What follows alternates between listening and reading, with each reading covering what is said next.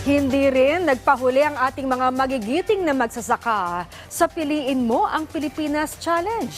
Bukod kasi sa pagbida sa iba't ibang uri ng palay at bigas, kinilala rin ang malaking papel nila sa sektor ng agrikultura at sa ating ekonomiya. Yan ang ulat ni Clazel Pardilla. Piliin mo ang Pilipinas. Sa Piliin Mo ang Pilipinas Challenge na ito, binigyang pugay ang mga magsasaka bilang bahagi ng selebrasyon ng National Farmers and Fisher Folk Month.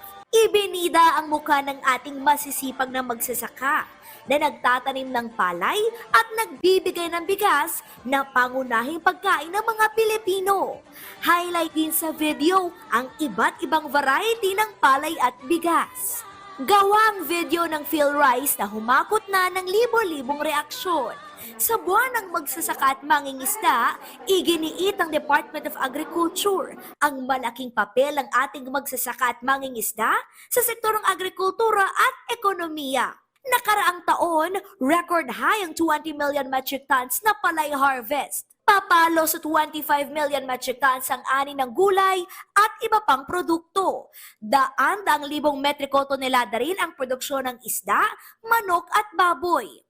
This production has in turn sustained and supported our country's robust economic expansion. As of December, the agriculture and fisheries sector has created 500,000 new jobs in the Philippine countryside.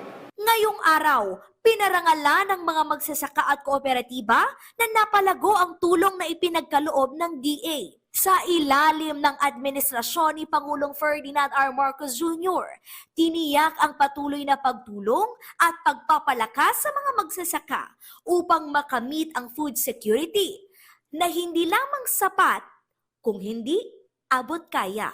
Clazel Pardilla para sa Pambansang TV sa Bagong Pilipinas.